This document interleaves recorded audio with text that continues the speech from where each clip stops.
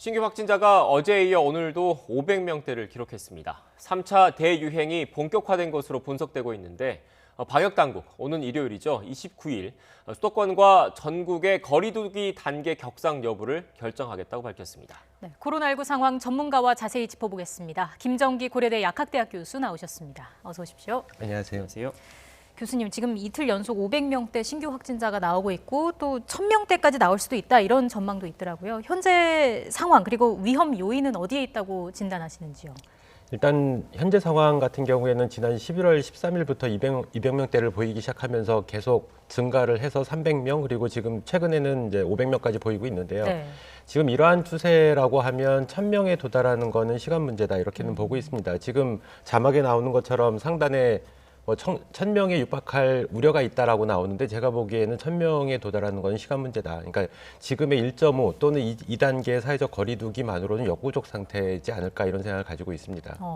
그리고 가장 위험스러운 부분, 요인 말씀하셨는데요. 그 부분은 일단 과거 1차 대유행과 2차 대유행하고 다르게 전국에 산발적으로 소규모 또는 중규모의 집단 감염이 발생하고 있다는 점이거든요. 예. 그만큼 과거에 1, 2차 같은 경우에는 특정 동일 집단에서 주로 발생을 하다 보니까 대응이 굉장히 용이했던 측면이 있습니다. 근데 반면에 지금은 전국적으로 굉장히 산발적으로 발생을 하고 전국 17개 시도에서 다 발생을 하고 있기 때문에 방역 조치를 취하기가 굉장히 어려운 상황이다 이렇게 보고 있습니다. 네, 지금 화면 하단에 관련된 그 그래픽이 나가고 있습니다. 최근 신규 확진자 추이인데 앞서 그 정은경 청장도 그렇고 확진자가 좀 늘어날 것이다라는 예상을 하긴 했습니다. 그런데 그 애초에 방역 당국의 그런 예상보다 최근 지금 보시는 것처럼 이런 확산세 300명대에 있다가 바로 지금 600명이 육박하기 500명대를 기록하고 있는데 그 당국의 예상보다 더 빠른 편인 거죠?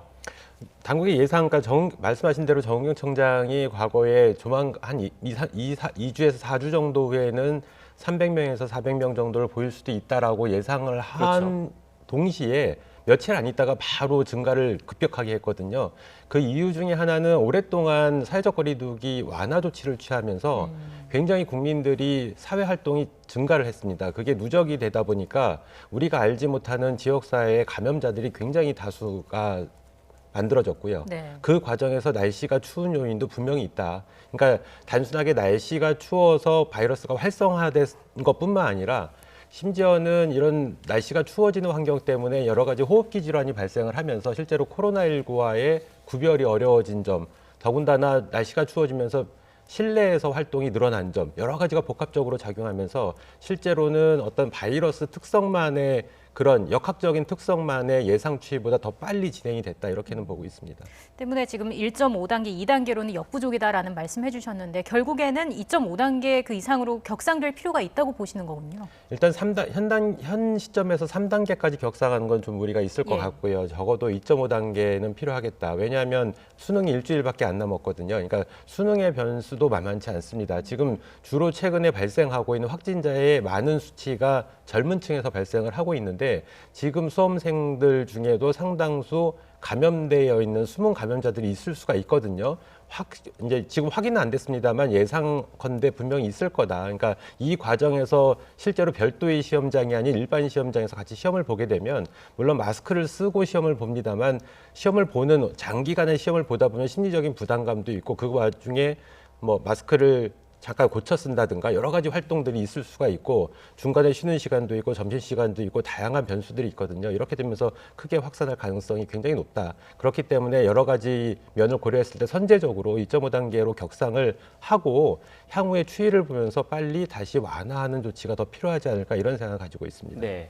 앞서 관련된 그 그래픽이 하나 나갔었는데 그 준비되는 대로 한번 띄워주시고요. 특히 그 지금 걱정이 되는 이유 중에 하나가 이 수능 시험이라는 게 뭐 수도권이나 서울이나 일부 지역에서만 치러지는 게 아니라 전국에서 동시에 치러지는 거지 않습니까? 앞서 관련된 그래픽을 보면 그 최근에 이 확산 양상이 수도권이 물론 신규 환자가 많긴 하지만 전국에서 그 비수도권 지역에서도 일단 환자가 나오고 있기 때문에 이 수능이라는 그 시험을 매개로 전국적인 대확산이 이루어지는 건 아니냐라는 그런 걱정이 큰 상황이거든요.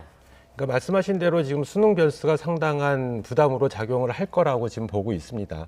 더군다나 수능 인구수가 그러니까 학생 수가 굉장히 많고요. 그리고 전국적으로 동시에 시험을 보기 때문에 이 변수는 굉장히 큰 우려를 낳을 수 있다. 더군다나 지금 주로 과거처럼 수도권 위주로 발생을 한다라면 어떻게 보면 제한적인 향후에 전파가 일어날 수 있지만 지금은 전국적으로 다 확산이 일어난 상태거든요. 이 과정에서 수능까지 더해지게 되면 굉장히 큰 여파가 다가올 수도 있다 이렇게는 보고 있습니다. 네.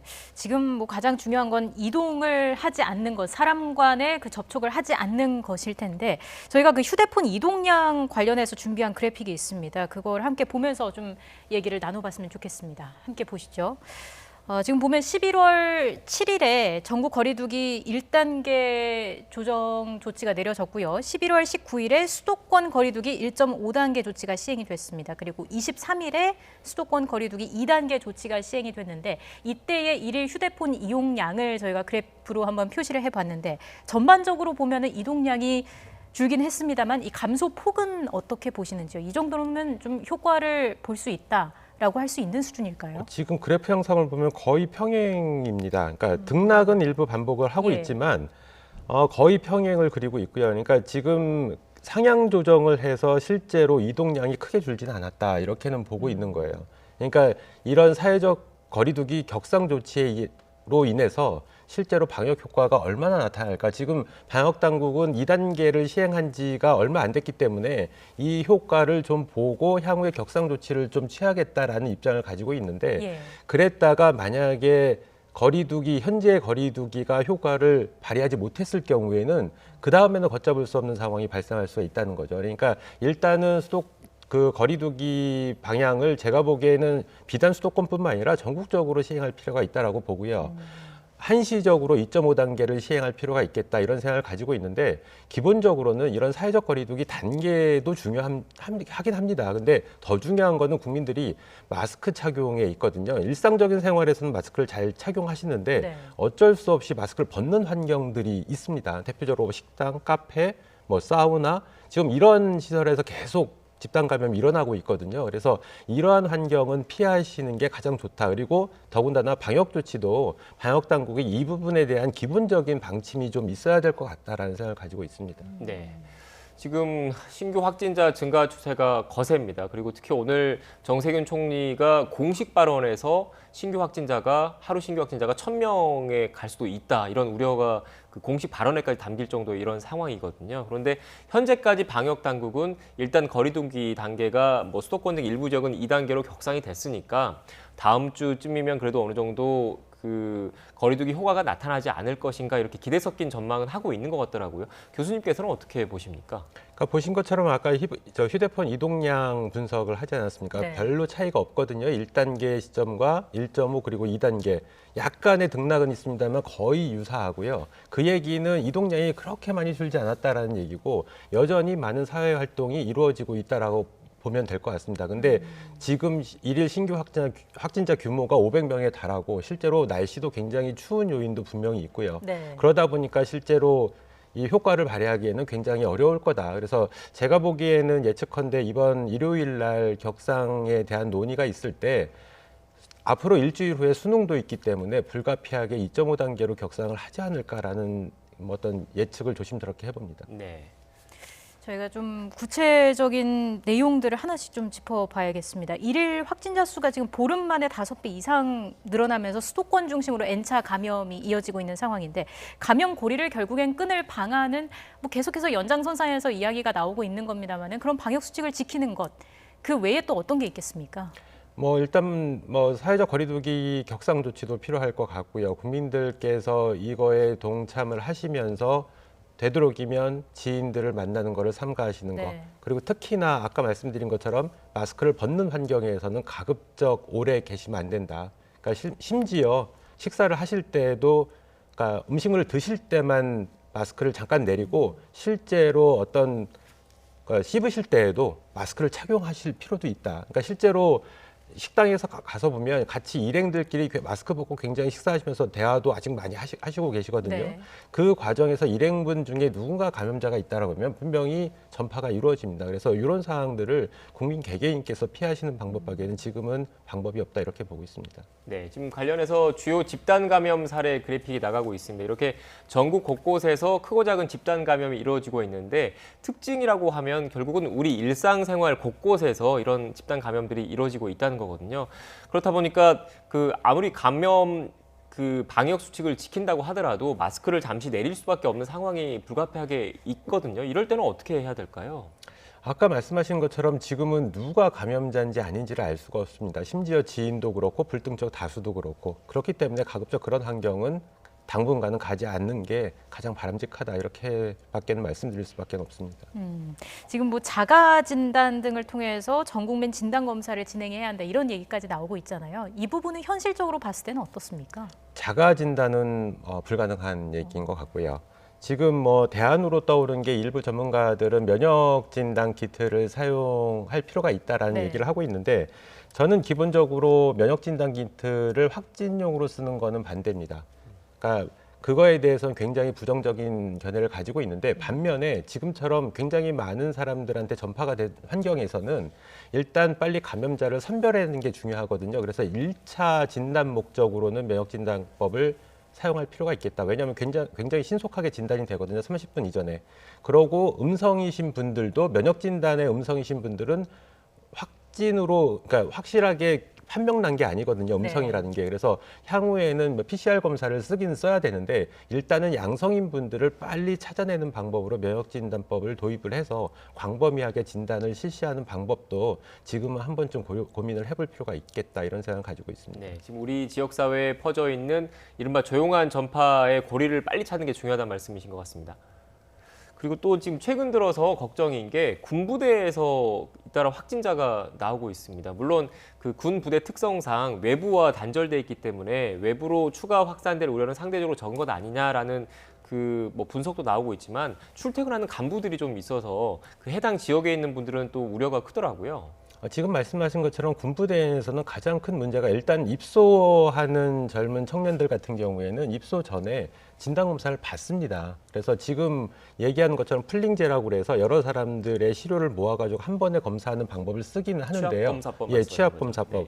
근데 이것도 효능은 있습니다. 그래서 빨리빨리 진행하는 면에서는 상당히 효과가 있다라고 보고 일단은 장병들 같은 경우에 신규 입소자는 일단은 선별이 가능하다라고 보거든요. 근데 가장 큰 문제점이 지금 말씀하신 것처럼 영해에 근무하는 그 간부들이거든요. 그래서 밖에서 감염되신 다음에 영내로 들어왔을 때 실제로 영내에 있는 젊은 장병들 같은 경우에는 집단 생활을 하다 보니까 굉장히 취약합니다. 전파에 있어서. 특히 같이 식사도 하죠. 같이 잠도 자죠. 그리고 여러 가지 뭐 체육 활동도 하거든요. 체육 활동이라는 게 이제 훈련을 받는 것도 일종의 체육 활동으로 볼 수가 있거든요. 이러한 환경에서 마스크 착용이 어려운 환경도 분명히 있고요. 그러니까 이런 것들이 굉장히 일반적으로 사회에서 우리가 흔히 얘기하는 고위험 시설에 해당되는 특성을 다 가지고 있는 게 군부대거든요. 네. 그렇기 때문에 한번 감염원이 영내로 들어오게 되면 그 안에서는 급속하게 전파가 될 수밖에 없습니다. 네, 지금 군 부대 특성상 집단 생활을 할 수밖에 없는 거지 않습니까? 그런데 그 아들을 군대에 보내신 부모님 입장 그리고 군대에서 그 국방의 의무를 충실하게 수행하고 있는 또 장병들의 입장에서는 집단 생활을 할 수밖에 없지만 이렇게 취약한 환경을 방치해야 되느냐 이런 또 걱정이 나올 수밖에 없을 것 같아요. 그 군 생활을 이렇게 하더라도 최대한도로 그 감염을 막기 위한 그런 방안은 없겠습니까? 일단 뭐 지금 상황으로는 특별한 방법은 없다라고 말씀을 드릴 수가 있고요. 주기적으로 어떤 진단 검사를 시행하는 방법밖에는 없겠다라는 생각을 가지고 있습니다. 그리고 특히 뭐 휴가나 외출을 갔다 오는 장병들에 대해서는 일단 진단 검사를 시행하고 그리고 영외에 있는 간부들도 주기적으로 계속 진단 검사를 실시하면서 가급적 외부에서 유입되는 그런 감염원을 조기에 차단하는 게 가장 지금은 급선무다 이렇게는 생각하고 있습니다. 네. 지금 또 하나 문제가 앞서서 교수님께서도 말씀을 해주셨습니다마는 수능이 일주일도 남지 않은 상황이라는 건데 지금 학생 확진자의 70%가 가족을 통해 감염이 됐다는 것도 눈여겨볼 부분인 것 같습니다. 학생과 가족들 남은 기간 동안 특별히 어떤 점을 주의해야겠습니까? 일단 학생들 같은 경우에는 외부 접촉을 피해야 되고요. 네. 그리고 대부분 또 가족을 통해서 전파가 되거든요. 네. 그래서 같이 생활을 하는 가족들도 남은 일주일 동안은 되도록 외부 사람들을 만나지 않고 근무지에서 바로 귀가를 하시는 이런 방법들이 필요할 거라고 생각을 합니다. 더불어서 실제로는 호흡기 관리에 굉장히 조심을 해야 되고요. 그러니까 코로나19뿐만 아니라 지금은 기온차가 굉장히 크기 때문에 감기에 걸릴 수 있는 상황이 굉장히 빈번하거든요. 네. 이럴 경우에는 수능 당일날 호흡기 증상을 보였을 때는 코로나19랑 구분이 안 되다 보니까 굉장히 심적인 부담감이 올 수가 있습니다. 그래서 몸 관리에 굉장히 충실을 해야 된다. 그리고 되도록이면 늦게까지 공부하지 말고 일찍 잠을 자면서 충분히 몸 상태를 관리하는 게 필요하겠다. 그리고 남은 기간에 일단 시험 당일날은 마스크를 착용하고 시험을 보게 되거든요. 이거에 대한 훈련도 좀 필요하겠다라는 생각을 가지고 있습니다. 예. 왜냐하면 시험을 볼 때 어려운 문제가 나오고 하면 심적으로 부담이 될 경우에 이 마스크가 굉장한 부담으로 다가올 수가 있기 때문에 지금부터 이런 훈련들을 조금씩 하면 상당히 좀 도움이 될 수도 있겠다 이런 생각을 가지고 있습니다. 네, 특히 또 연말을 앞두고 송년회 모임도 많고 한데 고3 수험생을 둔 그 부모님들 같은 경우에는 뭐 외부 모임이라든지 운동 헬스장이라든지 되도록이면 안 하는 게 수험생을 위해서도 더 좋을 것 같다는 생각이 듭니다. 그리고 백신 얘기도 좀 해봐야 할 것 같은데 지금 그 아스트라제네카 백신이 가격도 싸고 뭐 유통하기도 쉽고 저온 보관에 그리고 국내 대기업의 위탁 생산 그런 사실까지 알려지면서 주목을 받았는데 최근 들어서 그 효능에 대한 신뢰성 의문이 제기되고 있더라고요. 어떤 내용입니까? 그러니까 지금 보면 아스트라제네카 같은 경우에 실제로 임상 대상자에 대해서 두 그룹으로 테스트를 했거든요. 그러니까 2회 접종을 하는데 2회 접종에서 1차 접종에서는 그러니까 정량을 투여하고 2차에서도 정량을 투여하고 그다음에 다른 그룹에서는 1차 접종에서는 반량을 투여하고 2차 접종에 정량을 투여했습니다. 근데 네. 원래는 일반적으로는 정량을 투여했을 때가 효과가 더 좋아야 되는데 반대로 반을 접종하고 정량을 접종했을 때가 효과가 좋았거든요.